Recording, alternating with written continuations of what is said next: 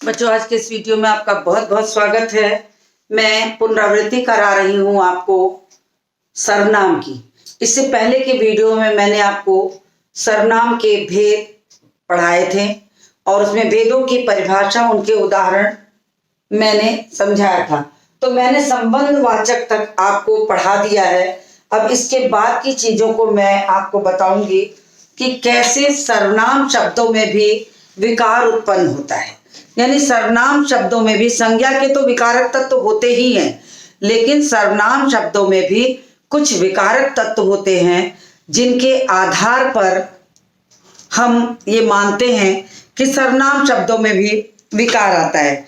जिस प्रकार संज्ञा शब्दों में कारक चिन्ह विकार उत्पन्न करते हैं, ठीक उसी प्रकार सर्वनाम शब्द के साथ भी कारक चिन्हों के प्रयोग से उनमें विकार आ जाता है। इसी बात को मैं आपको समझाऊंगी। तो मैं इसको रब कर देती हूं और आपको इसके बाद सर्वनाम शब्दों पर कैसे विकार का प्रभाव होता है, कैसे कारक चिन्हों का प्रभाव होता है, मैं वो आपको समझाऊंगी। तो इससे पहले के वीडियो को आपने देखा होगा, तो सर्वनाम के भेद तक की चीजें आपको अच्छी तरह समझ में आ गई होंगी। आज मैं आपको सर्वनाम की रूप रचना, सर्वनामों की रूप रचना मैं ये पढ़ाने चल रही हूं आपको। तो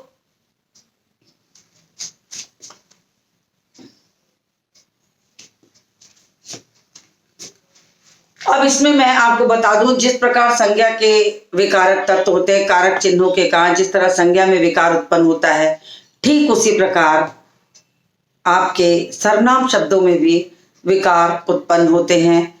तो वो मैं आपको बताने चल रही हूं। तो मैं इसको लिख देती हूं। जिस प्रकार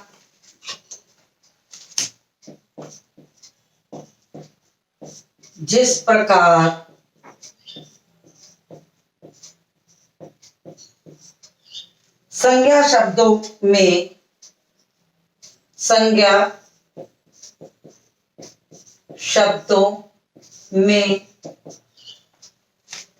कारक चिन्ह विकार उत्पन्न करते हैं, कारक चिन्ह विकार उत्पन्न करते हैं, विकार उत्पन्न करते हैं। जिस प्रकार संज्ञा शब्दों में कारक चिन्ह विकार उत्पन्न करते हैं, उसी प्रकार सर्वनामों के साथ भी उसी प्रकार सर्वनामों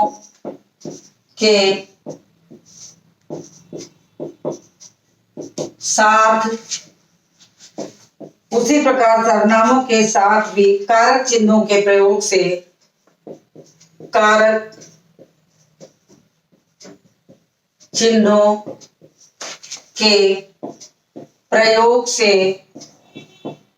विकार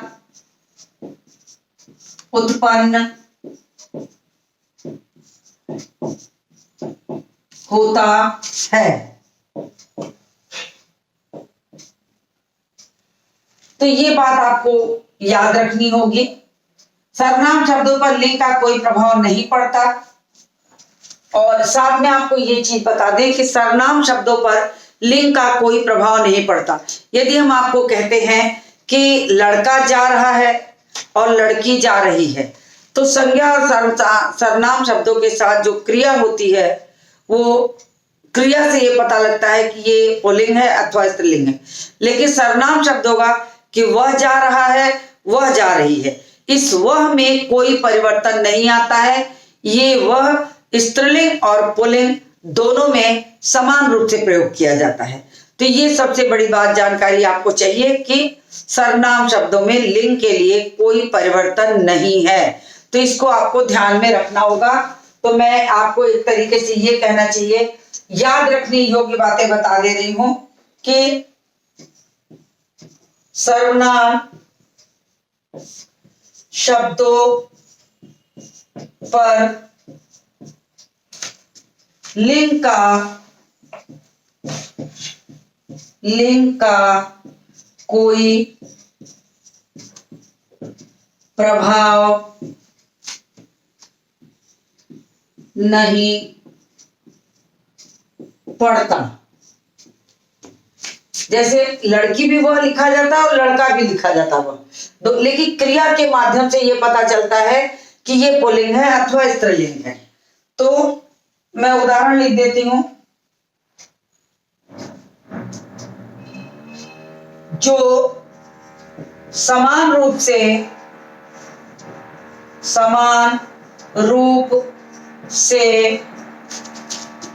दोनों में प्रयुक्त, जो समान रूप से दोनों में प्रयुक्त होती है, यानी वह भी जो है वो लड़की के लिए भी है और वही वह लड़के के लिए भी होता है। तो दोनों में समान रूप से प्रयुक्त होती है। जैसे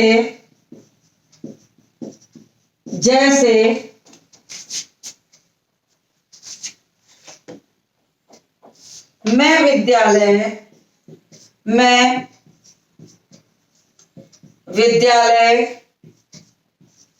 जा रहा हूं, और दूसरा हो जाएगा मैं विद्यालय जा रही हूं।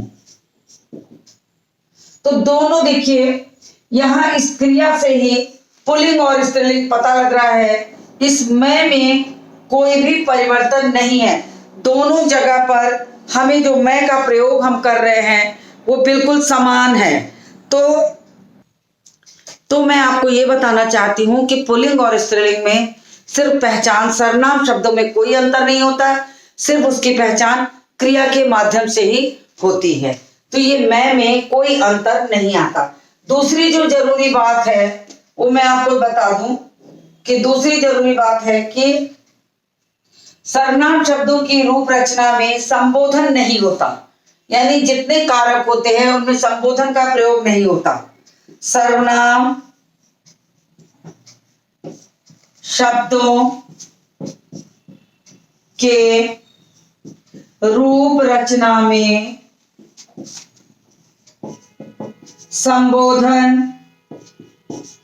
संबोधन कारक का प्रयोग नहीं होता। तो ये भी आपको ध्यान में रखने की चीज है कि संबोधन कारक को छोड़कर बाकी जितने कारक होते हैं उनका प्रयोग इसमें भली प्रकार होता है, लेकिन संबोधन कारक का प्रयोग नहीं होता है। तो इतनी बातें मुझे लगता है कि आपको समझ में आ गई होंगी कि सर्वनाम में क्या क्या ध्यान देने योग्य बातें हैं, किन किन चीजों पर हमें वास्तव में ध्यान रखना चाहिए कि हमें किस तरह से सर्वनाम को पहचानना है क्रिया के माध्यम से, और इसके विकारक तत्वों में कारक का प्रयोग कैसे होता है और कैसे परिवर्तन नहीं आता। तो अब मैं आपको कारक के साथ साथ एकवचन और बहुवचन में मैं का प्रयोग कैसे होता है वो समझाऊंगी। तो हर चीज को उत्तम पुरुष वाला जो है मैं उससे समझाती हूँ। तो सबसे पहले मैं, क्योंकि मुझे ऊपर से लिखना पड़ेगा, तो इसको आप स्क्रीनशॉट ले लीजिए, इसका स्क्रीनशॉट ले लीजिए, फिर मैं आपको बताऊंगी, तो जिससे कि आपको ये लग जाए कि हाँ वास्तव में कैसे उत्तम पुरुष का मैं एक वचन में क्या होता है और बहुवचन में उसका क्या प्रयोग होता है और कारक चिन्हों का प्रभाव उस पर कैसे पड़ता है। वास्तव में कक्षा 6 से अगर आप ये बात जानेंगे तो ये निश्चित है कि आपको आगे व्याकरण आपका बहुत मजबूत होगा। इस बात को ध्यान में लेकर आपको चलना पड़ेगा। तो मैं आपको ये समझाने चल रही हूं, आप इसका स्क्रीनशॉट ले लीजिए, फिर मैं आपको आगे की चीज समझाऊंगी। तो मैं हट जाती हूं, आप स्क्रीनशॉट लीजिए।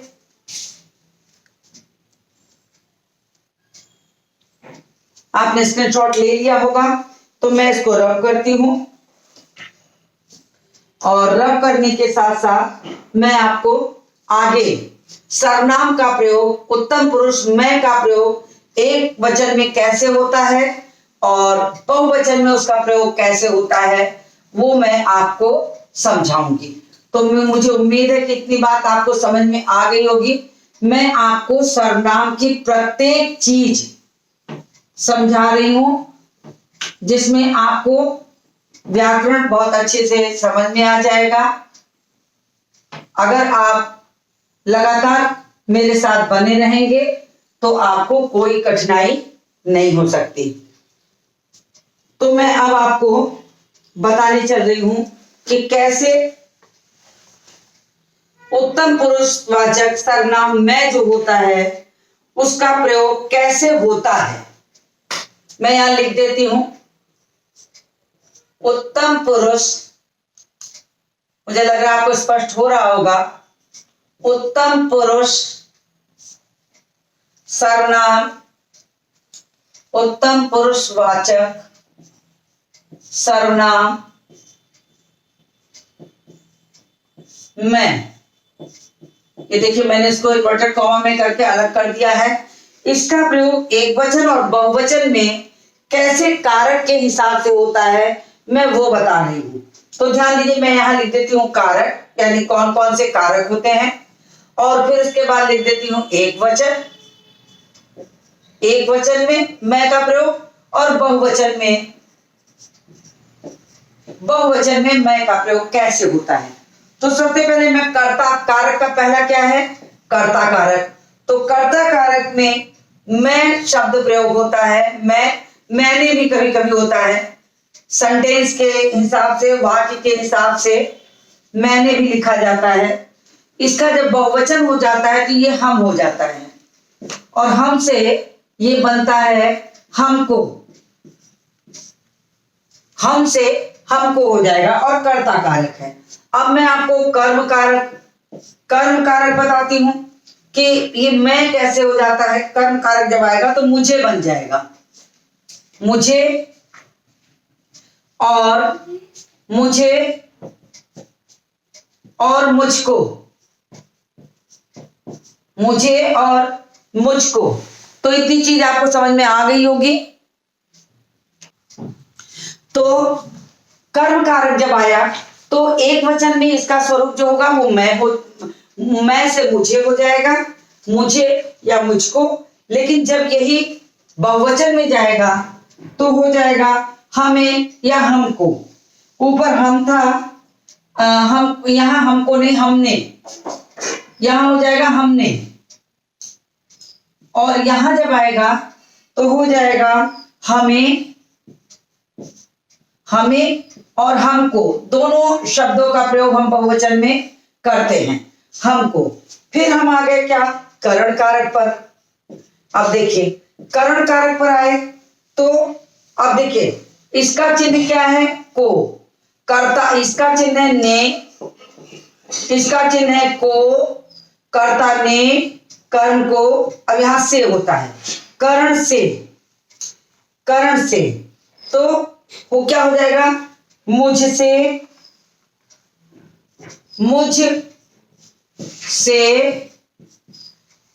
या मेरे द्वारा। कहीं कहीं वाक्य के अनुसार हमको द्वारा भी लगाना पड़ता है, तो हम मुझसे या मेरे द्वारा कह देते हैं। जब ये बहुवचन में जाता है तो क्या हो जाता है,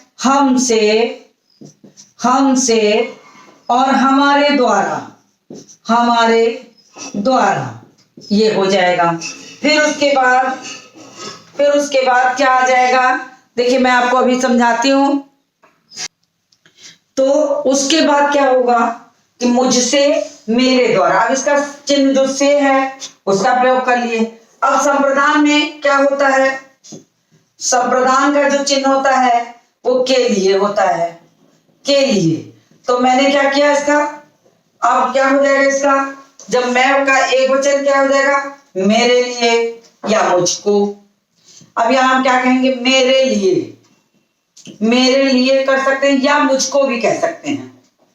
वो ये शब्द जो मुझको आया है, ये है संप्रदान ही, ये संप्रदान ही है, भले यहाँ पर चिन्ह जो है को लग रहा। अब मुझसे शब्द नहीं लगाया जा सकता, या मुझके लिए, ये शब्द अशुद्ध है, तो मुझके लिए करने पर ये अशुद्ध होगा, इसलिए मुझके लिए की जगह मुझको कहा जाता है। तो ये मैंने आपको लिख दिया मुझको। फिर हमारे लिए और हमको हो जाएगा, बहुवचन में यही आएगा, तो हो जाएगा क्या, हमारे लिए और हमको। आगे बात समझ में, हमारे लिए और हमको। फिर उसके बाद अपादान, अपादान, तो अपादान में क्या होता है, इसमें भी अलगाव होता है, से तो रहता है लेकिन से का क्या होता है, अलगाव, यानी एक चीज दूसरे से अलग होती दिखती, उसका ये चिन्ह है से। तो यहाँ पर अलगाव के भाव, यहाँ भी से है मगर यहाँ का से जो है वो जुड़ाव है, और यहाँ का से जो है वो अलगाव है। तो मैंने आपको ये समझा दिया। अब इसके लिए क्या होगा, इसका एक वचन जो होगा वो हो जाएगा मुझसे, हो जाएगा मुझसे। अब मुझसे में भी यहाँ अलगाव का भाव ही दिखना चाहिए, मुझसे, और फिर हो जाएगा हमसे। हमसे कहने का मतलब भी हो जाएगा क्या, इसमें भी अलगाव ही दिखेगा, इससे में जो है वो अलगाव ही आपको दिखेगा। तो अपादान हो गया, कर्ता ने कर्म को करण से संप्रदान के लिए अपादान से। फिर संबंध, अब संबंध होगा, इसमें अधिकरण कारक नहीं होता, में और पर, में और पर, में और पर, इसके बाद संबंध के बाद में बताऊंगी। तो संबोधन इसमें नहीं होता, तो संबंध में क्या हो जाता है, मेरा और मेरे, दोनों कह सकते हैं, मेरी भी कह सकते हैं, और हमारा, हमारा और हमारे, हमारा और हमारे, तो इस तरह प्रयोग करेंगे। और अधिकरण में क्या हो जाएगा, अधिकरण का चिन्ह होता है, अधिकरण कारक का चिन्ह होता है में और पर, अधिकरण कारक का चिन्ह है में और पर। अब क्या होगा, इसमें हो जाएगा मुझ में या मुझ पर, मुझ में, मुझ में और मुझ पर, मुझ पर, हम में, हम पर। अब इसमें क्या हो जाएगा, हम लगेगा तो क्या हो जाएगा, हम में और हम पर। अब देखिए ये हो जाएगा हम में हम पर। तो इस तरीके से जो उत्तम पुरुष का मैं है वो इन कारक चिन्हों के माध्यम से इसका एक वचन में रूप क्या होता है और बहुवचन में इसका क्या रूप होता है वो मैंने आपको समझा दिया, जो आपको पुस्तकों में ही मिलेगा। तो इस तरीके की चीज आपको मैंने बोर्ड पर समझाई है, और आप अगर इसको बहुत ध्यान से सुनेंगे और समझेंगे तो आपको ये याद हो जाएगा कि कैसे कारक चिन्हों का प्रयोग करके एक वचन और बहुवचन में मैं, उत्तम पुरुष चिन्ह मैं का प्रयोग होता है। तो मैंने बता दिया, मैं किनारे हट रही हूं, आप इसका स्क्रीनशॉट लीजिए, फिर मैं इसका अगला बताऊंगी। तो स्क्रीनशॉट आपने ले लिया होगा, तो मैं अब इसको रब करूंगी और फिर आपको मध्यम पुरुष तू का समझाएंगे। तो मैं इसको रब कर देती हूं, आपने स्क्रीनशॉट इसका ले ही लिया होगा, तो मैं इसको रब करती हूं। अब मैं मध्यम पुरुष, उत्तम पुरुष का मैं समझाया था, मध्यम पुरुष का तू समझाने चल रहे हैं। अब मैं इतना नहीं मिटाती हूं, गलती से मुझसे थोड़ा मिट गया, अब मुझे कम लिखना पड़ेगा ऐसे थोड़ा, तो आपको अच्छे से समझ में भी आ जाएगा। सेम चीजें आपको मध्यम पुरुष के रूप में अब समझाऊंगी। तो मैं यहां पर मिटा देती हूं, इसको मिटा देती हूं, इसको मिटा के मैं यहां लिखती हूं मध्यम पुरुष।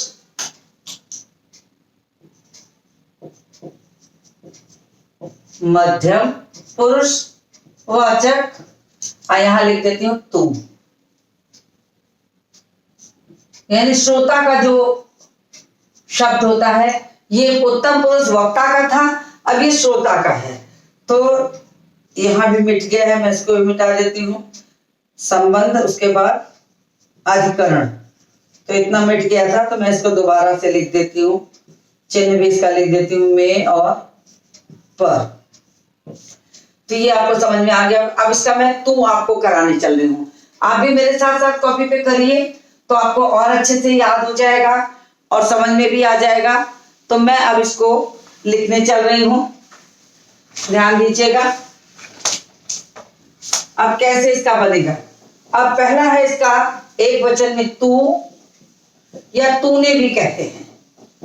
तूने, तुमको भी कह सकते हैं, तू से तुमको भी हो सकता है।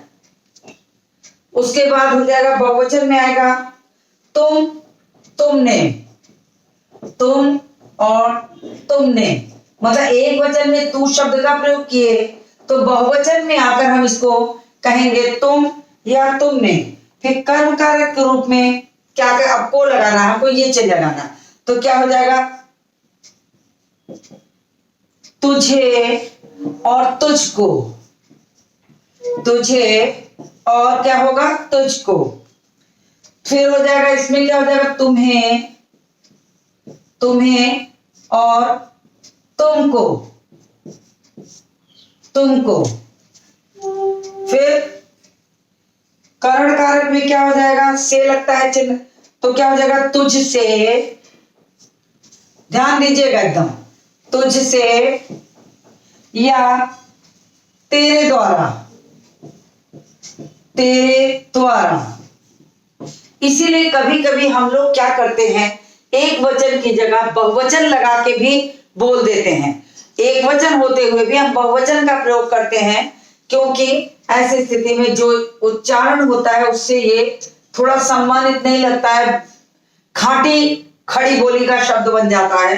तो तुझसे या तेरे द्वारा, और अगर बहुवचन में जाएगा तो हो जाएगा तुमसे और तुम्हारे द्वारा, तुमसे और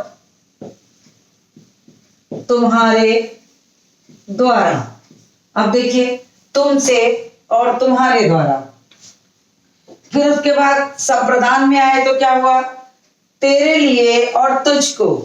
अब लिए लगाना है, तो तेरे लिए और तुझको एक वचन में। जब यही चीज आई बहुवचन में तो क्या बन गया, तुम्हारे लिए और तुमको, तुम्हारे लिए और तुमको। आगे बात समझ में। अब ये संप्रदान का के लिए यहां जुड़ गया, तो इसका प्रयोग हो गया। अब अपादान की बात करते हैं, जहां से अलगाव के लिए है, तो हम क्या कहेंगे, तुझसे, तुझसे, और बहुवचन में कहेंगे तुमसे, तो तुमसे हो गया। तो ये अलगाव की भावना को भी लेके आ गया। फिर अपादान के बाद हम संबंध में आए, तो तेरा, तेरी और तेरे हो जाएगा। इसका होता है संबंध का, की, के, रा, री, रे। संबंध वाचक का चिन्ह होता है का, की, के, रा, री, रे। तो हम यहाँ पर का, की, के जब दो वस्तुएं होती हैं उसके बीच में प्रयोग करते हैं, और कर्ता के साथ हम लगाते हैं रा, री, रे। तो होता क्या है, जैसे हम कहेंगे राम की पुस्तक, तो राम और पुस्तक का संबंध हो गया। राम के पिता, तो उसमें राम और पिता का संबंध हो गया। लेकिन राम के लिए अगर हमें तुम, मध्यम पुरुष वाचक तुम लगाना है, तो हम कहेंगे तुम्हारा या तेरा। तो ऐसे में रा, री, रे का प्रयोग होता है। तो हो जाएगा संबंध में तेरा, तेरा, तेरी और तेरे। फिर यही जब बहुवचन में आ जाएगा, तो तुम्हारा, तुम्हारा, तुम्हारे, तुम्हारी और तुम्हारे। तो ये हो गया बहुवचन में। फिर अधिकरण में आया, तो तुझ में और पर चिन्ह होता है इसका, तो क्या हो जाएगा, तुझ में, और फिर हो जाएगा तुझ पर, तुझ पर, ये हो जाएगा। फिर इसमें आज बहुवचन में आएगा तो क्या हो जाएगा, तुम में, तुम पर, तुम में और तुम पर। तो देखिए मध्यम पुरुष का मैंने आपको बता दिया, उत्तम पुरुष का मैं बताया, मध्यम पुरुष का तुम बता दिया मैंने कि तुम का प्रयोग किया जाता है। तो इतनी बात भी आपको समझ में आ गई होगी, इसका भी आप स्क्रीनशॉट लीजिए, क्योंकि मध्यम पुरुष का तुम मैंने समझाया है आपको। तो मैंने उत्तम पुरुष का मैं आपको मैंने जब पुरुषवाचक सर्वनाम समझाया था तो मैंने आपको उसमें बताया था कि पुरुषवाचक में जितने वक्ता होते हैं वो मैं और हम होता है, और जितने श्रोता होते हैं तुम और तू होता है। तो पहले मैंने वक्ता का बताया था, एक मैं का, एक वचन में प्रयोग, बहुवचन में कारक चिन्हों के साथ जोड़ जोड़ के मैंने आपको बताया था। फिर इसमें आए तो मध्यम पुरुष का तुम मैंने बताया, एक वचन में और बहुवचन में कारक चिन्हों के साथ जोड़ के। तो इतनी बात तो आपको बिल्कुल क्लियर हो गई होगी। तो मुझे उम्मीद है कि ये आपको समझ में आ गया होगा।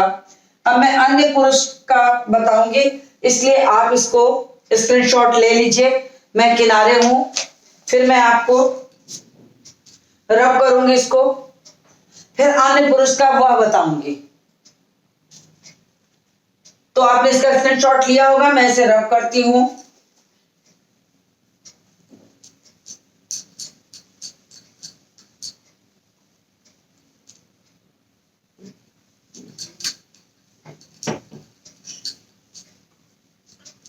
अब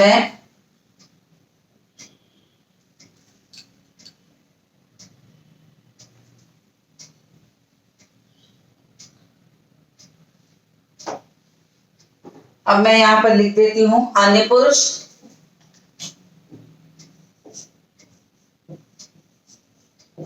अन्य पुरुषवाचक, और इसका उदाहरण है वह। अब इसका कारक के साथ प्रयोग एक वचन में और बहुवचन में मैं आपको बताने चल रही हूं। इसका भी आप स्क्रीनशॉट ले लीजिएगा, तो आपको आसानी हो जाएगी चीजों को समझने के लिए। अब मैं वह में, कर्ता में वह और उसने का प्रयोग होता है। वह का प्रयोग करते हैं एक वचन के साथ, और कहीं कहीं पास्ट टेंस की क्रिया होने पर हमें उसने भी लगाना पड़ जाता है। उसने खाना खा लिया, तब हमें उस जगह पर उसने का प्रयोग करना पड़ता है। तो ये आपका एक वचन में हो गया। जब यही चीज बहुवचन में गई तो क्या बन जाएगी, वह से वे बन जाएगी, और उसने से उन्होंने, उन्होंने ये बन जाएगा। तो देखिए कर्ता कैसे बहुवचन में क्या बनता है और एक वचन में क्या बनता है। फिर उसके बाद दूसरा आ गया कर्म कारक में, क्या हो जाएगा कि उसे और उसको, उसे और उसको। अब उसको जब कह रहे हैं तो कर्म कारक का चिन्ह आपको बिल्कुल स्पष्ट हो जाएगा, लेकिन इसी चीज को जब हम बहुवचन में लिखेंगे तो क्या हो जाएगा, उन्हें और उनको, उन्हें और उनको। फिर उसके बाद करण कारक में आए तो क्या हो जाएगा, उससे, उससे और उनके द्वारा, उनके द्वारा। जब यही बहुवचन में जाएगा तो हो जाएगा उनसे, उनसे और उनके द्वारा, उनके द्वारा। तो देखिए एक वचन में कैसे था और बहुवचन में क्या हो गया। फिर संप्रदान में आए तो हम क्या होगा, उसके लिए या उसको, उसके लिए, उसके लिए या उसको। अब यही बहुवचन में जाएगा तो क्या होगा, उनसे और उनके लिए और उनको, उनके लिए और उनको, उनको। फिर क्या हो जाएगा, अपादान में जब हम आए तो अपादान में हो जाएगा उससे। अब यहां भी उससे कहने पर ये उससे नहीं है, दोनों में ही देखिए उससे आया है। करण कारक के चिन्ह में एक वचन में उससे है और अपादान कारक के जोड़ने पर भी उससे ही होगा, लेकिन यहाँ करण कारक में जुड़ाव का भाव होगा और यहाँ करण कारक में अलगाव का भाव होगा। इसी से ये दोनों चीजों का जो अंतर है वो आपको स्पष्ट होगा। तो अपादान कारक में भी हो जाएगा उससे और बहुवचन में उनसे। बहुवचन में क्या हो जाएगा? उनसे। फिर संबंध में हम आए तो क्या हुआ? उसका, उसके, उसका, उसकी